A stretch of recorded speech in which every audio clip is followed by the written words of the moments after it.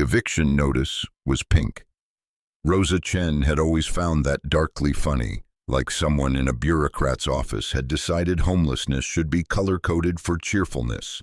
She sat in her 2003 Honda Civic in the parking lot of Valley Vista Elementary, watching her daughter Emma through the chain-link fence as the girl played tetherball with kids who had homes to return to.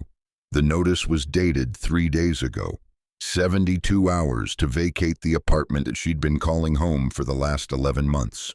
The one with the leaky ceiling and the heater that only worked on Tuesdays. If you're enjoying this deep dive into the story, hit the subscribe button and let us know in the comments from where in the world you are watching from today. But it had been theirs, past tense now. Rosa folded the notice carefully and tucked it into her wallet between her expired insurance card and a photograph of Emma's father from before the accident. She was 31 years old. She had a daughter who still believed in magic.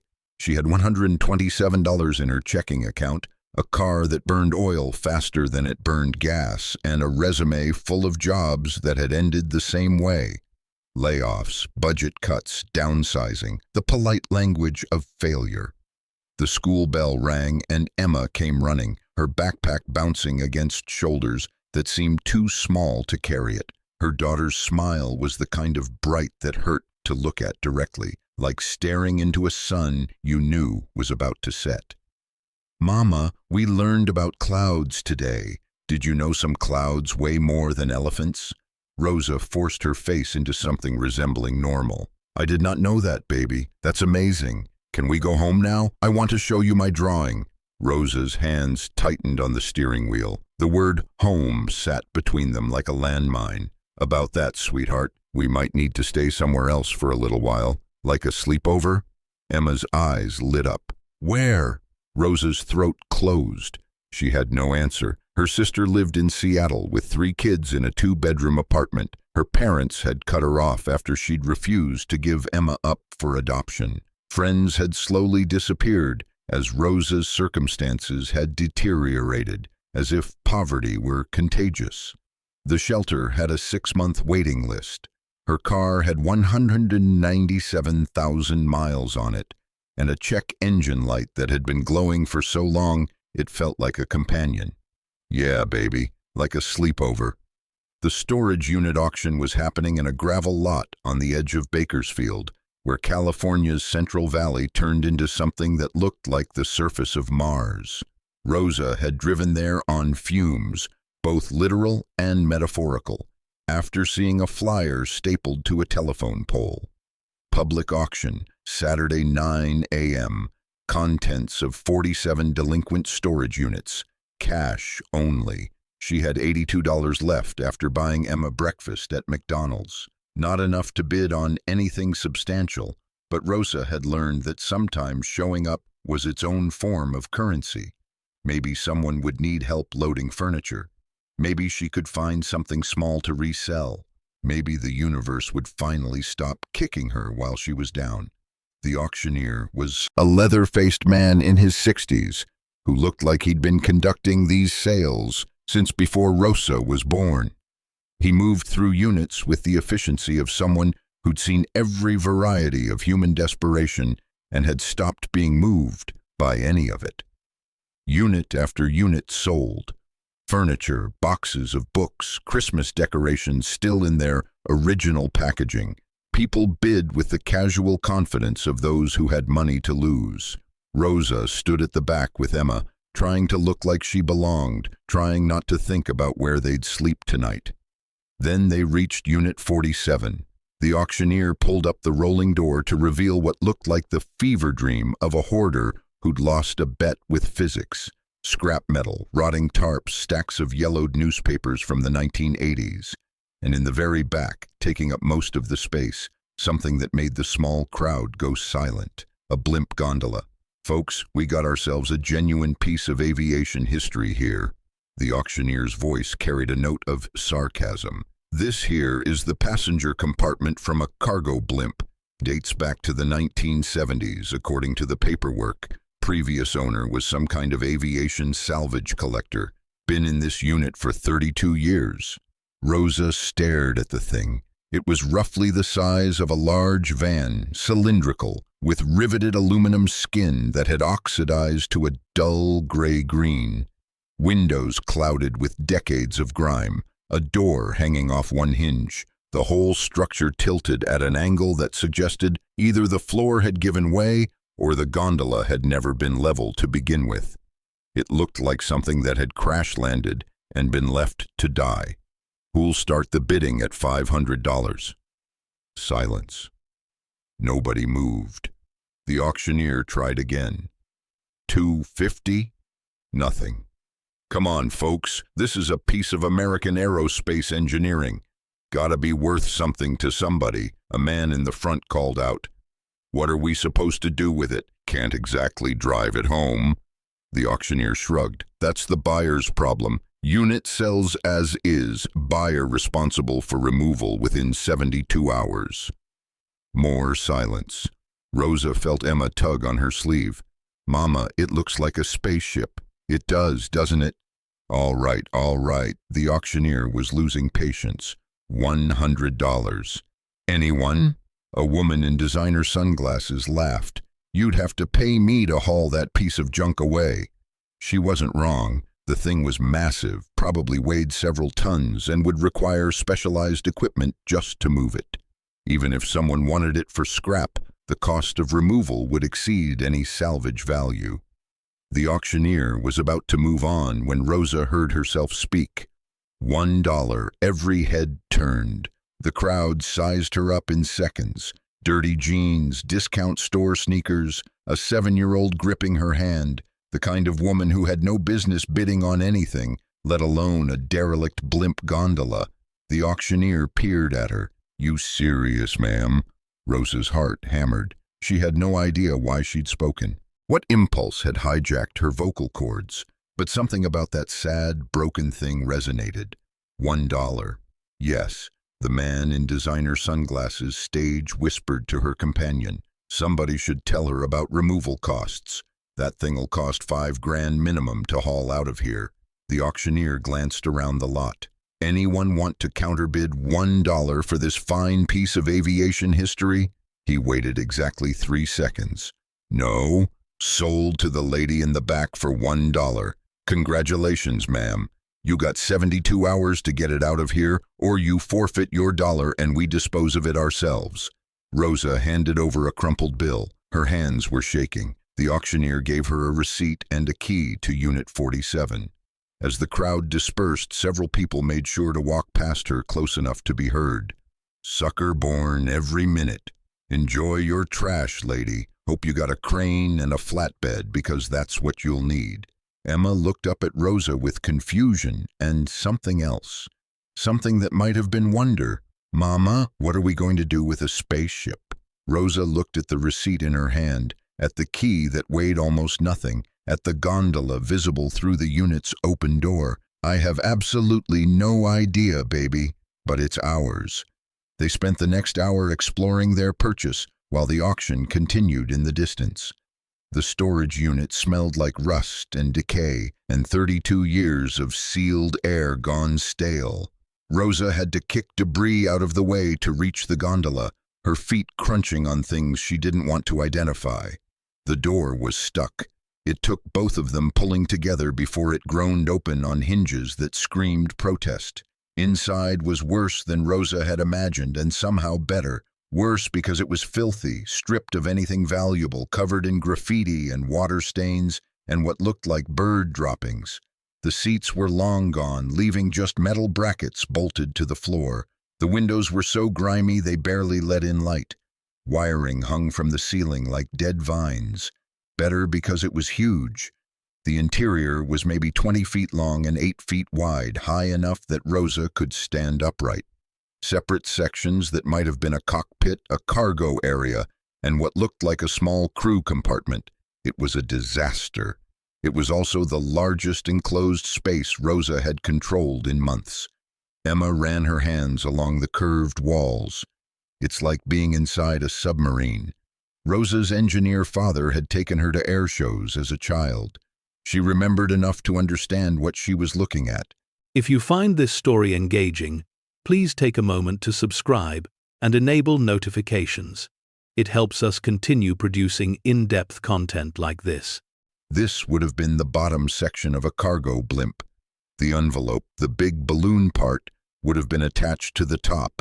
This gondola held the pilots, cargo, equipment, probably flew routes carrying supplies to remote areas back in the 70s. Why would someone keep it in storage for so long? Maybe they thought it was worth something. Maybe they forgot about it. Rosa ran her hand along the riveted aluminum, or maybe they left something inside and never came back for it. The words hung in the dusty air. Emma's eyes went wide with the kind of excitement that only 7-year-olds could muster for treasure hunting. Like a pirate chest? Sure, baby, like a pirate chest. They searched that afternoon, Rosa more to keep Emma entertained than from any real hope of finding anything valuable. The previous owner had clearly stripped anything sellable decades ago, but Emma found things anyway. A corroded compass bolted to what had been the instrument panel, a metal plate with specifications, half obscured by grime, a sticker that read Goodyear Aviation 1974. As the sun dropped toward the horizon, painting the storage facility in shades of orange and amber, Rosa sat on the gondola floor and tried to calculate the impossible math of her situation. She had 72 hours to remove this thing. No money for equipment rental, no connections to anyone with a truck large enough to tow it. The storage facility would dispose of it, which probably meant sending it to a scrapyard where it would be cut up and melted down. 3 days to figure out how to move something that had defeated every serious bidder at the auction. Mama! Emma had discovered a small hatch in the floor, partially hidden under years of accumulated dirt. There's another door here. Rosa crawled over, her back protesting. Probably just access to mechanical components. Landing gear, maybe. Help me clear this off. They scraped away debris together. The hatch was maybe 2 feet square, held closed by 4 butterfly latches that had corroded into solid lumps. Rosa tried to turn one, and the metal crumbled in her hand like chalk. She found a screwdriver in the debris pile and used it to pry the latches. 3 broke completely. The 4th grudgingly rotated. The hatch door was heavy, lined with rubber seals that had long since degraded. Rosa pulled hard, and it came free with a sound like ripping fabric. Underneath was darkness, and a smell. Not decay exactly, but something old and sealed and chemical. Rosa pulled out her phone and turned on the flashlight. The beam cut through dust motes into a space that shouldn't exist. A hidden compartment, roughly 6 feet long, 3 feet wide, 3 feet deep. And it was full, Emma gasped. Her small hand gripped Rosa's arm. Mama, what is that? Rosa's light played across stacks of metal ingots, each one maybe 10 inches long and 4 inches square. They were dark gray, almost black, with a subtle rainbow sheen where her light hit them directly. Dozens of them, maybe hundreds, packed carefully into the compartment with foam padding that had mostly disintegrated. Rosa reached down and tried to lift one. The weight surprised her. The ingot was maybe the size of a brick, but felt like it weighed as much as a bowling ball. She hauled it up into the light, her arms straining. Emma touched it carefully. Is it silver? Rosa studied the metal. Too dark for silver, too heavy for aluminum or steel. There were markings stamped into each ingot, numbers and letters she couldn't quite make out in the dim light. She rubbed at the grime with her thumb, and something emerged. A purity marking, and next to it, a word that made her heart stop. Platinum. Her voice came out as a whisper. Oh my God, what? Emma was pressed against her side, sensing something enormous was happening. Rosa's hand trembled as she held the ingot. Platinum was one of the rarest precious metals on Earth, more valuable than gold, used in catalytic converters, jewelry, industrial processes. Worth, she tried to remember the current price she'd seen on a news ticker somewhere, $1,500 an ounce. Maybe more? She tried to calculate the weight in her hands. Maybe 6 pounds. That would be 96 ounces, times 1,500. Her brain couldn't process the zeros. That's 144,000 for one ingot, and the compartment was full of them. Rosa set the ingot down carefully and started counting. Her phone flashlight illuminated stack after stack, carefully packed and labeled.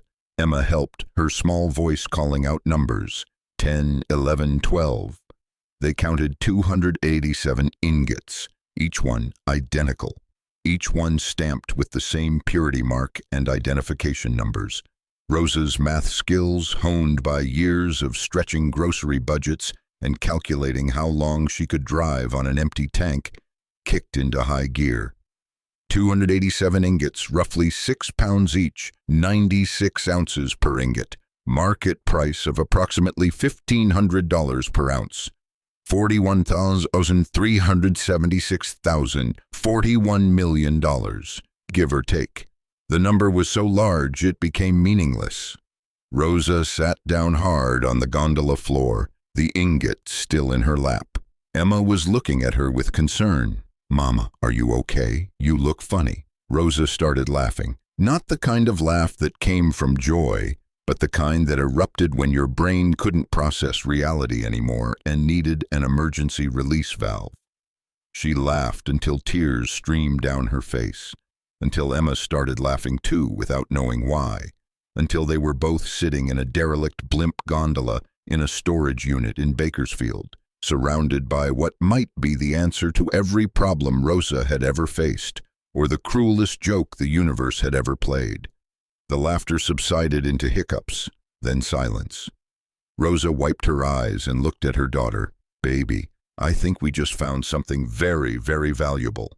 "Like treasure?" "Exactly like treasure." Emma's face split into a grin that could have powered cities. "I knew the spaceship was magic." "Magic." "Right." Rosa's practical side started asserting itself, pushing through the shock. She needed to verify this was real, needed to understand what she'd actually found, needed to figure out how something worth $40 million ended up hidden in a storage unit that sold for $1. She pulled out her phone. No signal inside the metal gondola. She climbed out, Emma following, and stood in the storage unit doorway where one bar of reception flickered into existence. She Googled platinum ingots identification. The results made her heart sink even as they confirmed her hopes. Platinum was marked with purity stamps, usually 999 or 995. Check. Heavy, approximately 21 grams per cubic centimeter. Check. Dark gray with rainbow iridescence. Check. Used in industrial processes, often transported in standardized ingot form. Check. But also this. Platinum was heavily regulated. Mining operations were documented. Refineries maintained strict chain of custody records. The kind of quantity Rosa had just found would have paper trails, ownership documents, probably insurance claims if it had been lost or stolen. Emma tugged on her sleeve. "Are we rich now?" Rosa looked at her daughter's hopeful face. "I don't know, baby. We need to figure out where this came from and whether we're legally allowed to keep it. But even if we are, can we keep it secret?" The thought emerged unbidden. If anyone found out what she'd discovered, if word spread, would they be safe? Would someone try to take it? Would the IRS descend? Would she end up in legal battles that cost more than the treasure was worth? The storage facility manager found them as the sun set. He was a heavy-set man in his 50s, with a name tag that read Daryl and an expression that suggested he'd seen every variety of human foolishness. "You the one who bought Unit 47 for $1? "Yes, sir, I'm Rosa Chen." Daryl peered past her into the unit, at the gondola visible in the dim light. "Hell of a purchase. You know you got 3 days to haul that thing out of here, right?" "I know. Do you have any equipment I could rent? A forklift, maybe?" Daryl laughed. "Ma'am, that gondola weighs probably 4 tons. You'd need a crane and a lowboy trailer just to get it out of the unit, then a flatbed semi to haul it anywhere. We talking 10 grand minimum for equipment rental, plus permits, plus driver fees. I counted on you not being able to move it. In 3 days, we'll cut it up for scrap and dispose of it. You forfeit your $1. Rosa felt the weight of the discovery pressing on her. If they cut up the gondola, they'd find the platinum. There was no way the workers wouldn't notice hundreds of ingots hidden in the floor. She'd lose everything before she'd even had a chance to figure out what she had. "What if I could move it without your equipment?" Daryl shrugged. "Then it's yours. But lady, between you and me, that thing's garbage. Previous owner died 12 years ago. Rent went unpaid. Been sitting in that unit since 1991. Whatever value it had is long gone. Do you know who the previous owner was?" Daryl pulled out a clipboard from his truck. "Let's see. Unit was rented by a Gregory Vance. Paid through 1991, then payments stopped. We sent letters for years, never got a response. Finally went through legal channels to declare it abandoned. And you don't know anything else about him?" Daryl gave her a look. "Lady, I manage 300 units. I don't keep biographies, but I can tell you Vance worked in aerospace, because that's what he listed on his rental agreement. Probably salvaged that gondola from some boneyard. Thought he'd restore it or sell it. Never got around to it. Story old as time." Rosa thanked him and watched him drive away. Then she pulled out her phone again and searched for Gregory Vance Aerospace.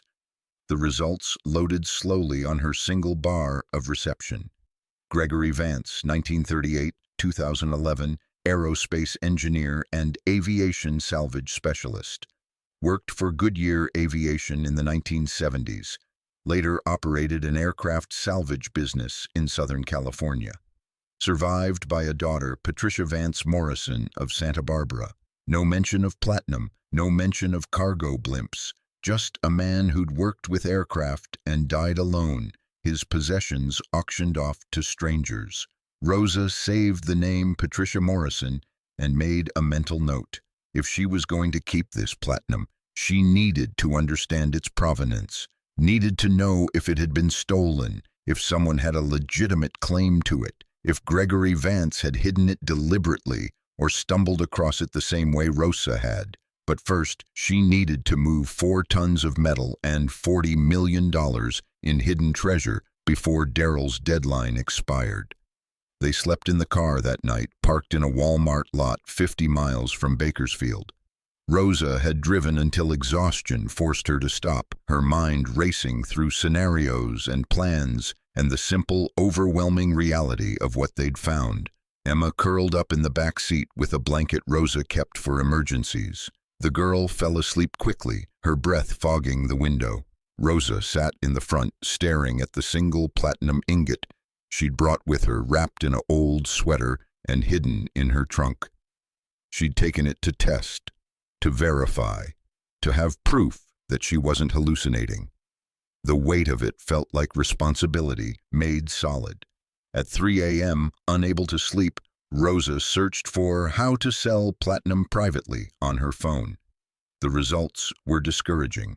Major dealers required documentation, proof of ownership, IRS reporting for transactions over $10,000.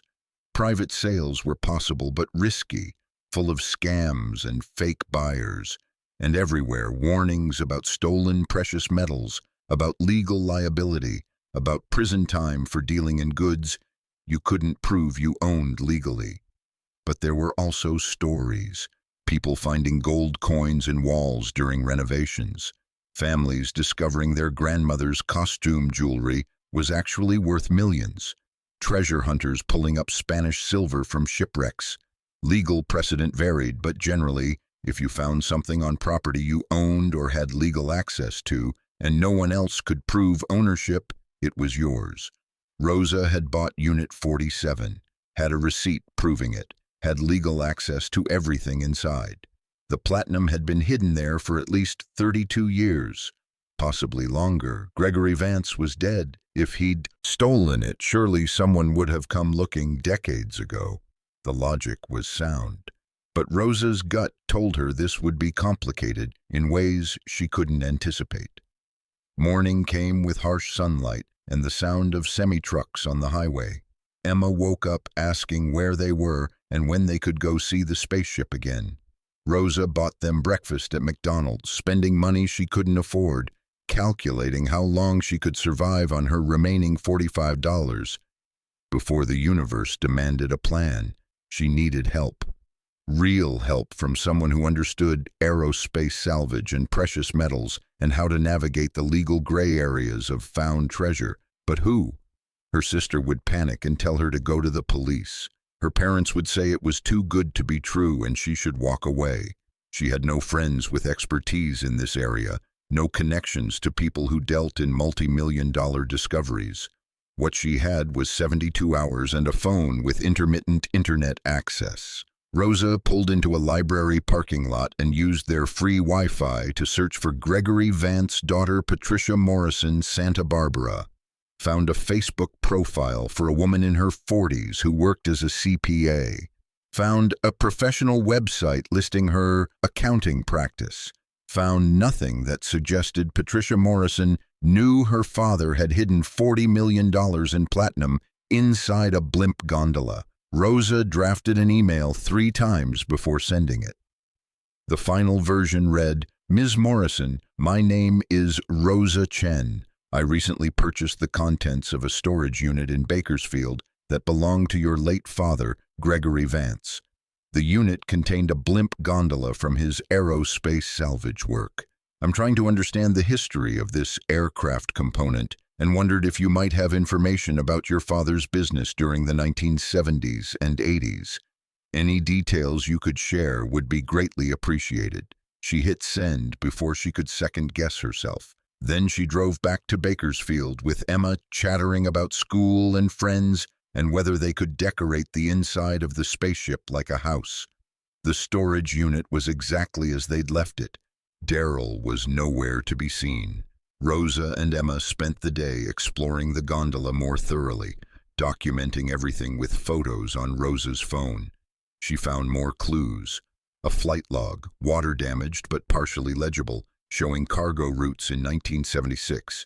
A manifest listing industrial supplies transported from Los Angeles to Sacramento.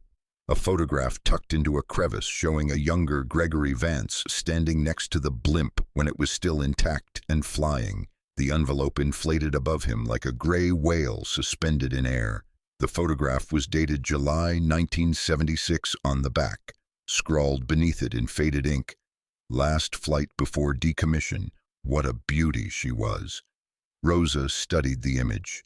Gregory's expression held something between pride and sadness, the look of someone saying goodbye to something they loved. Emma found the second hatch entirely by accident. She was playing in the cockpit section, pretending to fly the Blimp when her foot pressed down on a panel that clicked and shifted. Rosa crawled over to investigate. The panel was cleverly designed, flush with the floor, invisible unless you knew exactly where to press. Beneath it was another small compartment, maybe 2 feet square. Inside was a leather journal protected in a waterproof case. Rosa opened it carefully. Gregory Vance's handwriting filled the pages, neat and precise. Entry dates ranging from 1975 to 1990. She read by the light of her phone, Emma looking over her shoulder. The early entries documented Gregory's work salvaging decommissioned aircraft. The Blimp had been purchased from Goodyear in 1906 when they'd ended their cargo Blimp program. Gregory had planned to restore it for museums or private collectors. Then the entries shifted. October 1979. Strange offer today. Man claiming to represent a mining concern in South Africa approached me about discreet transport of precious metal samples. Offered $50,000 for a single flight, no questions asked. I should have said no. The next entry was 3 months later. January 1980. Made the flight, picked up the cargo from a warehouse in Long Beach. 287 platinum ingots, each one marked with smelter stamps I didn't recognize. My contact said they were industrial surplus, legal to transport. But the way he watched me load them, the way he insisted on cash payment, something wrong about this. Rosa's hands trembled as she turned pages. February 1980. Delivered half the cargo to Sacramento like we agreed, but I kept the rest. Insurance, I told myself, in case my contact turned out to be less than honest. in case this was stolen metal and I needed leverage. I hid the remaining ingots in the gondola's ballast compartment, figured I'd sit on them for a while, see if anyone came looking. March 1980. No one's come looking. Starting to think my contact either forgot about the missing ingots or can't report them stolen without exposing himself. The metal's worth maybe $2 million at current prices. Life-changing money, but I can't sell it without documentation, can't explain where it came from. The entries became sporadic. Gregory documented his growing paranoia, his concern that he'd accidentally become involved in something illegal. He researched the serial numbers on the ingots and discovered they matched a shipment that had been reported stolen from a South African mining operation in 1978. The theft had been covered up because the company didn't want to admit their security failures. The platinum was legitimate metal, but it had been stolen before being refined. Gregory was sitting on $2 million in hot, precious metals with no way to offload it. June 1985. Decided to keep the gondola in storage indefinitely. Can't sell it without someone discovering the compartment. Can't remove the platinum without equipment and privacy. So it sits, my secret. Burden. Maybe someday the statute of limitations will run out. Maybe someday I'll figure out what to do. The final entry was dated November 1990. I'm dying. Pancreatic cancer. 6 months, maybe. Patricia doesn't know about the platinum. Better that way. Let it be someone else's problem. Maybe the universe will give it to someone who needs it more than I did. I was too scared to use it, too worried about consequences. Maybe whoever finds it will be braver. The journal ended there. Rosa closed it carefully and looked at Emma. Gregory Vance stole this platinum, or rather, he kept half of a stolen shipment that someone had hired him to transport illegally, but that was 44 years ago. The original theft was from South Africa in an era when that country's mining industry was riddled with corruption and exploitation. The company that had been robbed probably didn't exist anymore. The people involved were likely dead or had moved on decades ago. Legally, Rosa had purchased the storage unit and everything in it. The platinum had been abandoned for over 3 decades. Statute of limitations on theft in California was 3 years. This metal had been sitting unclaimed for more than 10 times that long. By any reasonable standard, it was hers now. But reasonable and legal weren't always the same thing. And what about the moral dimension? This platinum had been stolen from a South African mining company in 1978. Those companies had been part of the apartheid system, built on exploitation of black workers who were paid pennies while owners accumulated massive wealth. The metal itself was blood-free, refined from ore pulled from the earth. But its history was complicated. Then again, Rosa thought almost all precious metals had complicated histories. Gold, diamonds, platinum, all of them extracted through violence or exploitation at some point in their journey from ground to market. At what point did something's past stop mattering compared to what you could do with it in the present? She looked at Emma, who was paging through the journal with the careful attention of a child, trying to understand adult problems. Mama, what does this mean? It means, Rosa chose her words carefully, that the man who owned this before us made some complicated choices. He found something valuable and didn't know what to do with it. Now we have to decide what we're going to do. Are we going to give it back? To who, baby? The people it was stolen from are gone. The company probably doesn't exist anymore. This has been sitting here longer than I've been alive. Emma considered this. So finders, keepers? Rosa laughed, despite herself. Something like that. But first, we have to figure out how to move 4 tons of metal without anyone noticing we're also moving $40 million in platinum. The answer came that evening when Rosa was scrolling through Craigslist on the library's Wi-Fi. An ad posted by someone named Miguel Santos. Heavy equipment transport, cranes, forklifts, specialized hauling, discretion guaranteed, cash deals available.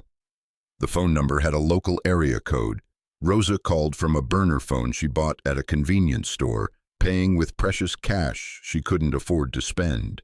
Miguel answered on the third ring. His voice was gruff but not unfriendly. "Yeah, I need to move something large and heavy from a storage unit in Bakersfield. A Blimp gondola, about 4 tons. Long pause. A what? It's an aircraft component, about 20 feet long, cylindrical. I need it transported to... Rosa scrambled for a destination, anywhere with cheap land where she could hide the thing while she figured out her next move. I need it taken to the desert, Victorville area, private land I have access to. Miguel's tone shifted to amused. Lady, I've moved some weird stuff, but a Blimp gondola is a new one. When do you need this done? Within 72 hours. And how much cash are we talking about? I have, Rosa calculated quickly, maybe $3,000 if I max out my credit card. Will that cover it? For a 4-ton specialty move with crane rental and a 100-mile transport? Miguel laughed. Not even close. We're talking 10 grand minimum. Rosa's heart sank. What if I could offer you something more valuable than cash? Like what? Like a finder's fee. If you help me move this, I'll give you $50,000 once I'm able to liquidate some assets I'm acquiring. Silence on the line. Then, lady, that's either the dumbest scam I've ever heard, or you're sitting on something real. Which is it? Rosa made a decision. The kind that couldn't be unmade. Real, very real. But I need help from someone who won't ask too many questions. Miguel was quiet for so long, Rosa thought he'd hung up. Then, I can be in Bakersfield tomorrow morning. Text me the address. We'll look at your gondola. If I think you're wasting my time, I walk and you owe me gas money. If I think you're serious, we talk terms. Fair? Fair.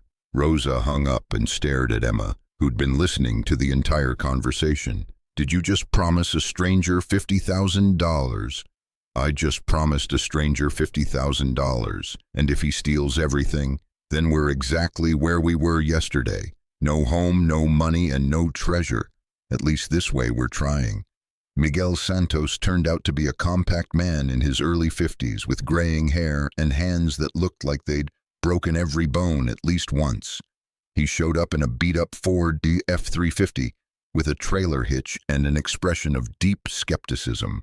He walked around the gondola 3 times, measuring with his eyes and occasionally tapping the metal with his knuckles. You really bought this for $1? Rosa stood with Emma behind her, protective. I really did. And you think it's worth enough to pay me $50,000? I think what's inside it is worth that much. Miguel stopped walking, his eyes locked onto Rosa's with an intensity that made her want to step back, but she held her ground. What's inside it? Rosa glanced at Daryl's office in the distance. Can we talk somewhere private? They sat in Miguel's truck with the AC running. Emma was outside playing on the gravel. Rosa showed Miguel the journal, the photograph of Gregory Vance, and finally carefully one of the platinum ingots wrapped in her sweater. Miguel picked it up, felt its weight, turned it over to study the markings. His expression never changed, but Rosa saw his grip tighten slightly. How many of these? 287 ingots, each one about 6 pounds. Platinum's currently trading around $800 an ounce. You do the math. Miguel did the math. His lips moved silently. He set the ingot down gently. That's almost $50 million. Rosa shook her head. I'm being conservative with my numbers, accounting for the metal's questionable provenance. Need to sell privately, below market rate. I'm estimating we could liquidate for maybe $30 million. Still life-changing. Miguel looked at her. Lady, do you understand what you're asking me to help you with? Rosa met his eyes. I'm asking you to help me move something I legally purchased, containing metal that's been abandoned for 32 years. No one's looking for this platinum. No one's come forward to claim it. Gregory Vance died 12 years ago, and his daughter doesn't even know it exists. By every legal measure that matters, this is mine. And you're offering me $50,000 to help you move it? Rosa corrected him. I'm offering you $50,000 to help me move it. and keep quiet about what's inside. Miguel leaned back in his seat. His expression was unreadable. Give me 5%. 5% of $30 million is $1.5 million. You get that in cash once we successfully liquidate the platinum. And in exchange, you help me move this gondola, provide security during transport, and help me find buyers who won't ask uncomfortable questions. Miguel laughed. It was a sound without much humor. You got steel balls, lady. I'll give you that. Rosa didn't smile. I've got a 7-year-old daughter who's been sleeping in my car for 3 days because we got evicted. I've got $18 left in my bank account and a degree in mechanical engineering that hasn't landed me a decent job in 5 years. What I don't have anymore is the luxury of playing it safe. Miguel studied her face, saw something there that made him nod slowly. 2%.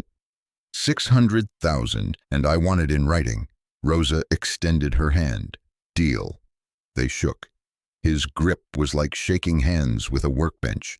Then Miguel pulled out his phone and started making calls. By midnight, he'd assembled a crew. 2 men with a crane truck, a lowboy trailer, and enough straps and chains to secure something twice the gondola's weight. They worked under portable lights that Miguel had brought, moving with the efficiency of people who'd done 100 illegal things and gotten away with all of them. Daryl showed up around 2 a.m., drawn by the lights and noise. What the hell is going on here? Rosa stepped forward, keeping herself between Daryl and the gondola. I'm removing my property, as agreed. You got 72 hours. It's only been 48, then I'm ahead of schedule. Daryl watched the crane lift the gondola, metal groaning in protest. Cables went taut. The thing rose into the air like a mechanical resurrection, decades of gravity suddenly revoked. Where are you taking that piece of junk? Rosa handed him a form Miguel had prepared. It's being transported to private land in Victorville for restoration purposes. Here's my contact information if you need it for your records. Daryl took the form and studied it. Then he looked at Rosa with the kind of expression that said he'd been managing storage units long enough to know when someone was running a game. Lady, I don't know what you think you found, but whatever it is, be careful. People get stupid over money. They get dangerous over big money. I appreciate the concern. Then Rosa did something that surprised herself. She reached into her pocket and pulled out $100 bill, one of the few she had left. For your trouble and your discretion. Daryl looked at the money, then he took it and walked back to his office without another word. The gondola cleared the storage unit door with inches to spare. Miguel's crew secured it to the lowboy trailer with professional precision. By 4 a.m., they were rolling down Highway 58 toward Victorville, a convoy of 3 vehicles. Miguel's F-350 Mounds in the lead, the trailer with its impossible cargo in the middle, and Rosa's dying Honda bringing up the rear with Emma asleep in the back seat. The desert opened up around them as dawn broke. Rosa had never felt more exposed or more free. She was transporting $50 million in stolen platinum across California with a crew of semi-criminals she'd met yesterday. Her daughter was sleeping peacefully, unaware that everything had changed, that they'd gone from homeless to potentially wealthy in the span of 72 hours, if they could just pull this off. The property in Victorville belonged to Miguel's cousin, who asked no questions when they showed up at sunrise. 10 acres of nothing, surrounded by nothing, perfect for hiding something you didn't want found. They positioned the gondola in a corrugated metal barn that looked like it had been abandoned since the Reagan administration. Miguel's crew worked until noon, getting everything secured and covered. Then they left, and it was just Rosa, Emma, and the largest secret in the state of California. Patricia Morrison called 3 days later. Rosa had almost forgotten she'd sent the email. Ms. Chen, I got your message about my father's storage unit. I'm glad someone's finally dealing with it. I honestly thought everything in there was worthless. Patricia's voice was friendly, curious. What can I tell you about the gondola? Rosa had prepared for this. I'm an aviation enthusiast. Your father's gondola is historically significant. I'm hoping to restore it, but I wanted to understand its provenance first. Any records he might have kept? Patricia laughed. My father kept records of everything. When he died, I inherited boxes of files about aircraft he'd salvaged over the years. Most of it meant nothing to me. I'm an accountant, not an engineer, but I kept it all in my garage. Would you like to look through it? Rosa drove to Santa Barbara the next day, Emma in tow. Patricia Morrison turned out to be a pleasant woman in her mid-40s who offered them iced tea and seemed genuinely happy to have someone interested in her father's work. She led Rosa to a garage packed with plastic bins. Here's everything. Most of it's invoices and receipts from his salvage business, some personal journals. Feel free to take whatever's useful. Rosa spent 3 hours sorting through Gregory Vance's archives while Patricia and Emma colored in the house. What she found painted a picture of a man who'd loved aircraft with the obsession of someone who'd never gotten to fly them professionally. He'd salvaged parts from everything: decommissioned military planes, crashed civilian aircraft, experimental prototypes that never made it past testing. The Blimp gondola had been special to him. An entire folder was dedicated to it, containing the original purchase receipt from Goodyear, engineering diagrams, maintenance logs, and buried in the back, a letter. It was addressed to whoever finds this, and dated 1990, shortly before Gregory's death.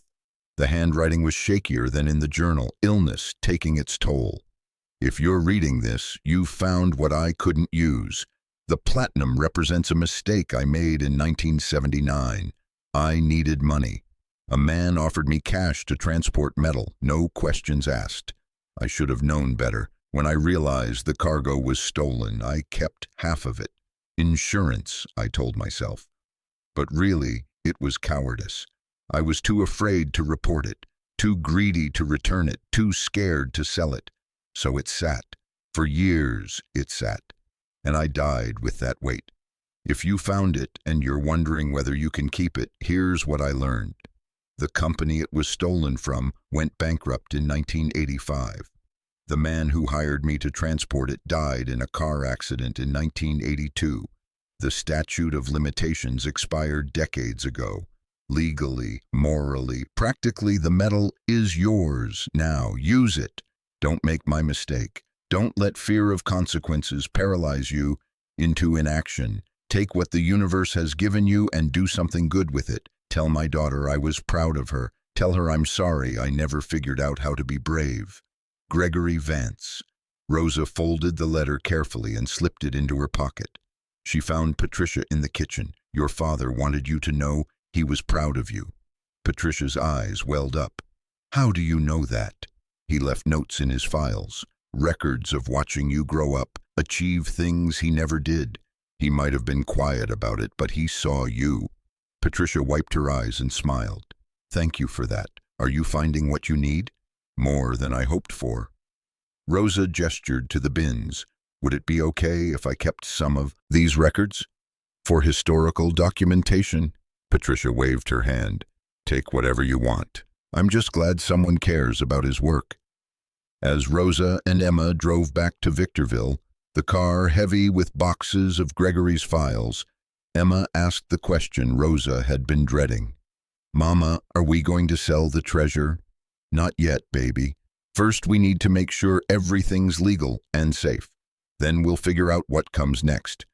But yes, eventually we'll sell it. And then what? Then we get a home, a real one with a yard and your own bedroom. And after that, Rosa thought about Gregory's letter, about his regret over being too paralyzed to act. We help other people who need it. The liquidation process took 6 months. Rosa couldn't just walk into a precious metals dealer with 287 platinum ingots of questionable provenance. She needed Miguel's connections, people who dealt in gray market precious metals with enough legitimacy to be trusted but enough flexibility to overlook gaps in paperwork. The first dealer was a man named Chen, no relation, who operated out of a strip mall in San Gabriel. He examined 3 ingots with equipment Rosa didn't understand, testing purity and composition. His verdict came after 20 minutes of silence. These are legitimate platinum, 99.9% pure, pre-1980 smelting based on the crystalline structure, South African origin almost certainly. Can you sell them? Chen looked at Rosa over his glasses. Can I? Yes, should you? That depends on how desperate you are and how little you care about optimal returns. Rosa kept her voice steady. What kind of return are we talking about? Market value for platinum this pure is around 1,800 per ounce.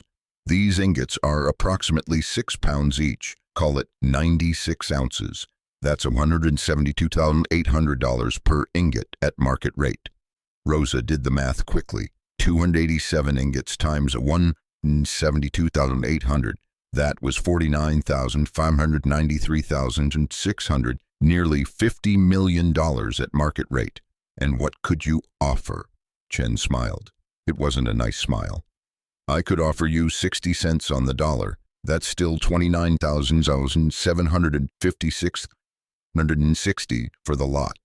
More money than you'll see in 3 lifetimes, but it's also leaving $20 million on the table. Rosa thought about negotiating, but Chen was already shaking his head. This is my final offer. You want market rate, you go through official channels. That means documentation, IRS reporting, potential investigation into provenance. Are you prepared for that scrutiny? No, she wasn't. I'll need time to think about it. Take all the time you want. But understand, I'm not the only dealer with these constraints. Everyone you talk to will give you the same calculation. Legitimate metal with questionable history is worth exactly 60% of market value. That's the industry standard for this kind of situation. Rosa visited 4 more dealers over the next month. Chen had been right.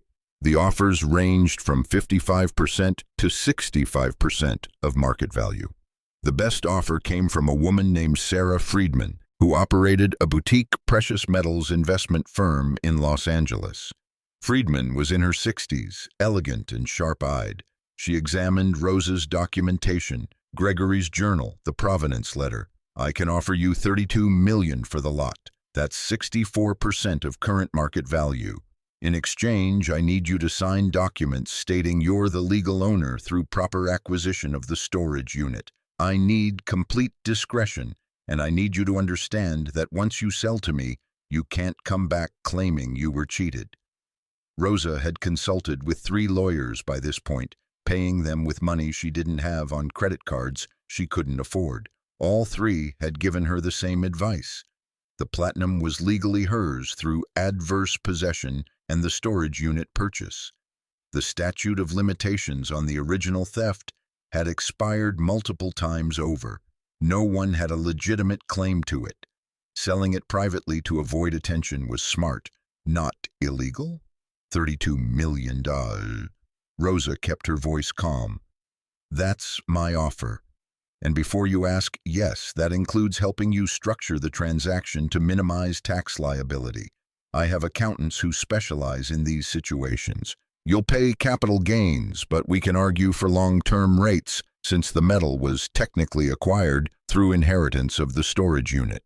Expect to net about $24 million after federal and state taxes. $24 million. The number was still too large to feel real.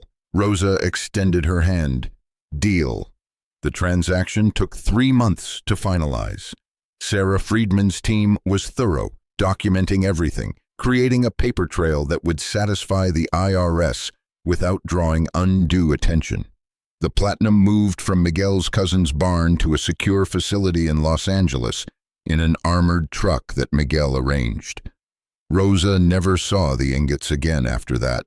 They became numbers in an account, then a wire transfer, then suddenly, terrifyingly, she was looking at a bank balance with 8 digits. Emma turned 8 years old, the day the money cleared.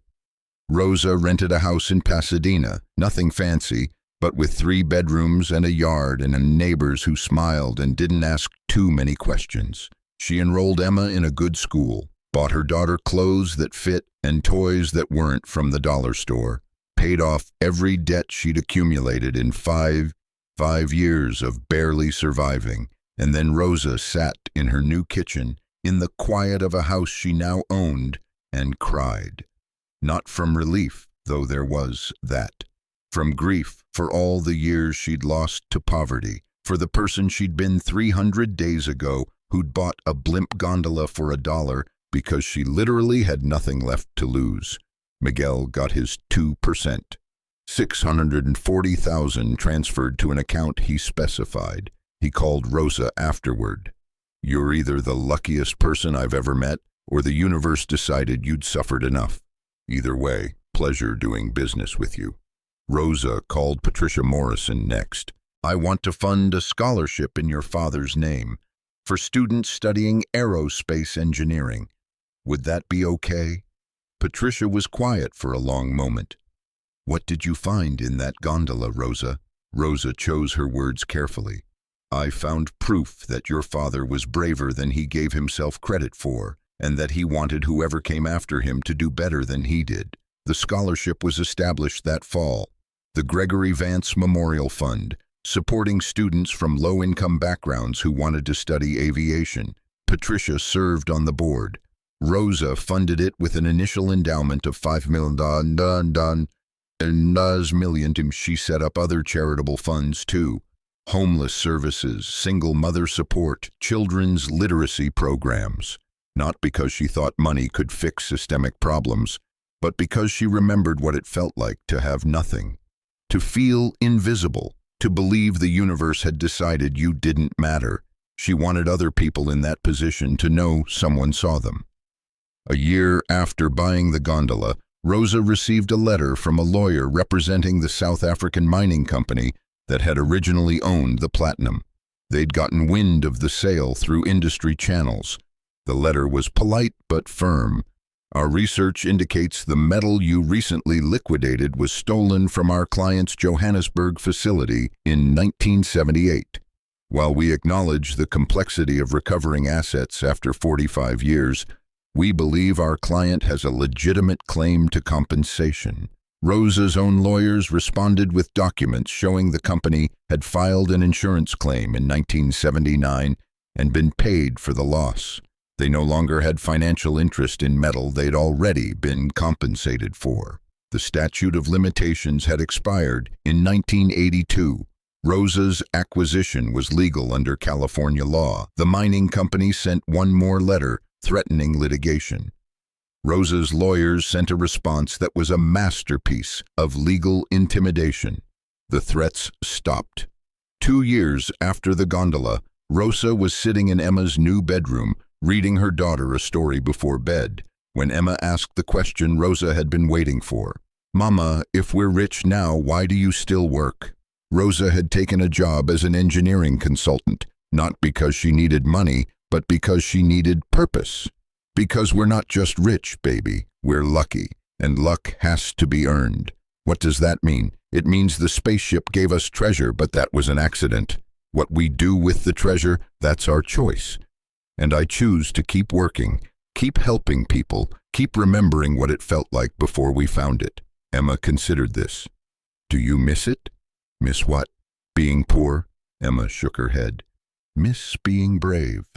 Rosa thought about that pink eviction notice, about bidding $1 she couldn't afford on something everyone else thought was worthless, about opening a hidden hatch in the floor and finding a future she couldn't have imagined.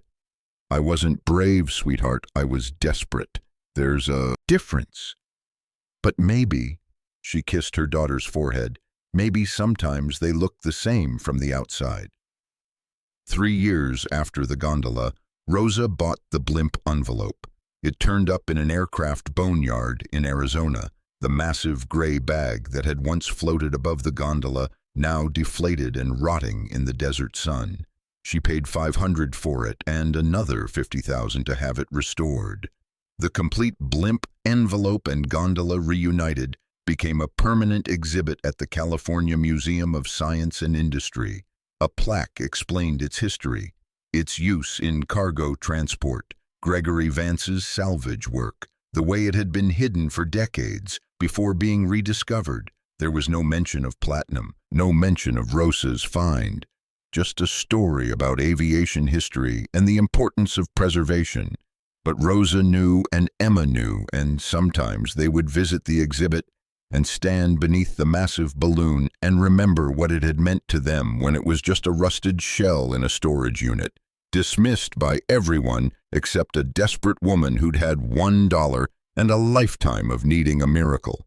The gondola's interior had been cleaned and restored, but Rosa had insisted they leave one element unchanged. The hidden hatch in the floor was still there, still functional, now with a small plaque that read, "Sometimes the most valuable things are found in places everyone else overlooked." Museum visitors would press the button that opened the hatch, expecting to see mechanical components or historical artifacts. Instead, they found a mirror, their own reflection looking back at them, and a small card that read, "What hidden potential are you overlooking in yourself?" Emma was 12 when she asked Rosa the question that mattered most. If you could go back, would you still buy the gondola? Rosa thought about the eviction notice, the car that smelled like desperation, the years of poverty that had stripped away everything except her determination to give Emma something better. Would I still buy it? She smiled at her daughter, at this growing girl who would never remember sleeping in a Honda Civic, who would grow up believing in treasure and second chances and the importance of bidding on things everyone else dismissed, every single time. Because the gondola didn't just hold platinum, baby, it held proof that the universe sometimes rewards people who refuse to give up, who make absurd decisions when they have nothing left to lose, who open doors everyone else walks past. That's worth more than all the metal in the world. The California sunset painted Emma's bedroom orange and gold. Somewhere in museums and bank accounts and scholarship funds and memories, a Blimp gondola's legacy continued, not because it had held treasure, but because it had been found by someone who understood what that treasure really represented. Not wealth, hope, the kind that keeps you bidding when you only have $1, the kind that makes you open hatches everyone else ignores, the kind that transforms rust into possibility and makes you believe even when the whole world says you're foolish, that sometimes magic is real, and it's called refusing to accept that your current circumstances are your permanent ones. Rosa turned off Emma's light and stood in the doorway, watching her daughter sleep. Outside, their house, purchased with platinum from a gondola bought for $1, stood solid and warm and permanent, and Rosa Chen, who had once had nothing, now had everything that mattered, not because she'd been lucky, because she'd been desperate enough to be brave, and brave enough to see value where everyone else saw junk. That was the real treasure. Everything else was just metal. 5 years after the gondola changed everything, Rosa received a phone call that brought the past rushing back. The voice on the other end was unfamiliar, male, cautious. "Ms. Chen, my name is David Vance. I'm Gregory Vance's grandson. Patricia Morrison is my mother. She gave me your number." Rosa's hand tightened on the phone. She'd always known this moment might come, that someone from Gregory's family might learn the full truth, might want answers, might want what they'd consider their rightful inheritance. "I'm listening. My mother passed away last month. Cancer. Before she died, she told me something strange. She said you'd found more than just a gondola in that storage unit, that my grandfather had left something valuable inside, and that you'd used it to do good things. She made me promise not to be angry, not to feel cheated, but I need to know the truth." Rosa walked to her home office window, looking out at the garden Emma had designed, at the life they'd built. "Your grandfather hid 287 platinum ingots in that gondola, worth approximately $50 million at the time I found them. I sold them for $32 million, netted $24 million after taxes, used most of it for charitable work, scholarships, helping families like mine who were struggling." Silence stretched between them. Rosa waited, prepared for accusations, legal threats, the unraveling of everything she'd built. Instead, David laughed. It was a sound of wonder, not bitterness. He actually did it. God, he actually pulled it off. "You're not angry?" David's voice shifted, becoming thoughtful. Ms. Chen, my grandfather spent his whole life being careful, playing it safe, afraid to take risks. He died with regrets that ate him alive. My mother told me he'd left notes saying he hoped whoever found his secret would be braver than he was. She paused before telling me about you, then said, Rosa Chen was exactly who my father hoped would find it. You gave away most of the money to causes that mattered, to people who needed it. Rosa felt her throat tighten. I kept enough to secure my daughter's future, to buy us stability, but the rest, your grandfather was right in his letter. Fear of consequences paralyzed him. I refused to let that happen to me. David was quiet for a moment. I'm a high school teacher in Sacramento. I make $43,000 a year. My mother left me her house and about $50,000 in savings. That felt like a fortune to me. Then she told me about you and the platinum, and I realized, Rosa heard papers rustling. I realized my grandfather had chosen his heir carefully. It wasn't about blood. It was about who would do what he couldn't. Your mother told you not to be angry. Are you, honestly? David laughed again. I'm relieved. If that platinum had come to me 5 years ago, I probably would have quit teaching, bought stupid things, and ended up miserable. Money you don't earn has a way of corrupting you, but you earned it by being desperate enough to see value in something everyone else dismissed. That's a different kind of inheritance. Rosa felt something unknot in her chest that she hadn't realized was still tight. Your grandfather's scholarship fund has helped 18 students so far. 3 of them are now working in aerospace engineering. 1 designed a component for the Mars rover. Would you like to meet them? David's voice broke slightly. I'd like that very much. They met 3 months later at the California Museum of Science, standing beneath the restored blimp that had started everything. David was in his late 30s with his grandfather's kind eyes and his mother's determined jaw. He brought his 2 children, both younger than Emma, who stared up at the massive envelope with the same wonder Rosa's daughter had shown years ago. Emma, now 13 and already talking about studying engineering in college, gave the Vance family a private tour. She explained the gondola's history with the confidence of someone who'd grown up knowing that treasures were real and that desperation could transform into hope. David pulled Rosa aside as their children explored the exhibit. My mother's last words to me were about regret. She said her father had carried his for 40 years, and that it had made him smaller. She made me promise that whatever I did with my life, I'd choose action over safety, choose courage over comfort. Your mother sounds like she was an extraordinary woman. She was. David looked at the gondola, at the hidden hatch visitors could press to reveal their own reflection, and she told me something else. She said you called her once, years ago, just to tell her that her father was proud of her, that he'd left notes about watching her succeed. Rosa remembered that conversation, remembered Patricia crying with relief. He did watch you all. He documented your lives in his journals. He just didn't know how to tell you while he was alive. My mother said that conversation changed her life. She'd spent years thinking her father was disappointed in her for becoming an accountant instead of an engineer. Learning that he'd been proud, that he'd seen her, it freed something in her. David's eyes were bright with unshed tears. You gave her that gift with a single phone call. You didn't have to do that. Your grandfather gave me everything. The least I could do was make sure his love reached the people it was meant for.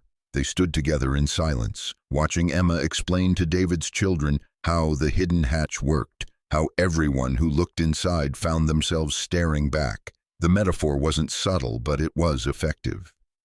What will you do now? Rosa asked.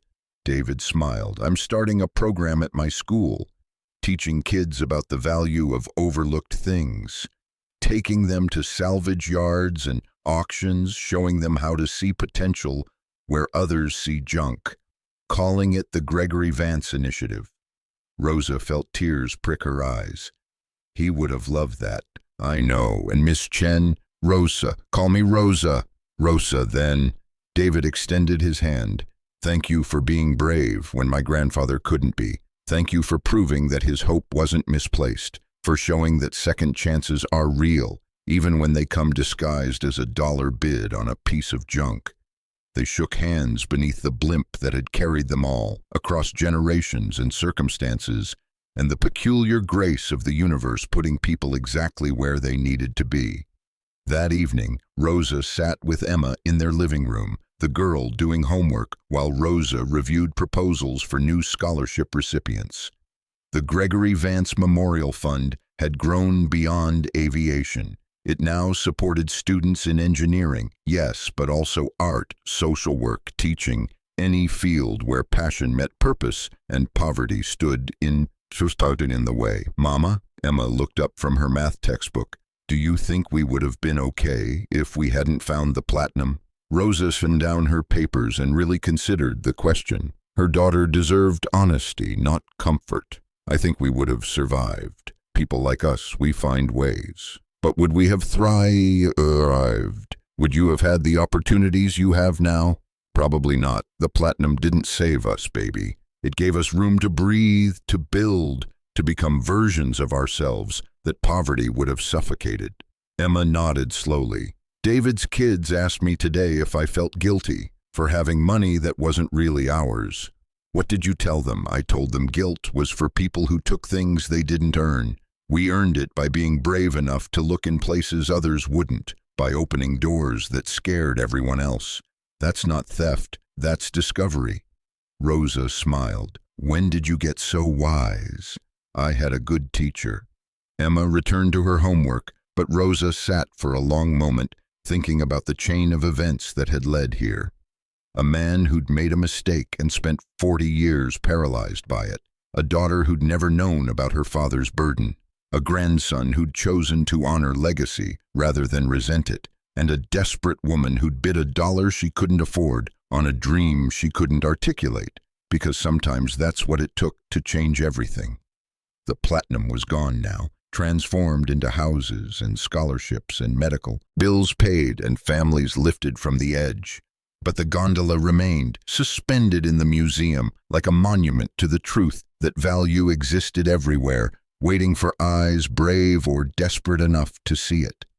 Rosa Chen had been both, and that had made all the difference. The story didn't end with the treasure, it ended with what you built from it, with the lives you touched, the hope you spread, the proof you provided that the universe sometimes rewarded those who refused to accept their circumstances as their destiny. That was worth more than platinum. That was worth everything. Thank you so much for watching until the end. If you loved this story, check out the other videos on your screen now. I think you'll really enjoy them. And don't forget to subscribe if you haven't already. See you in the next story.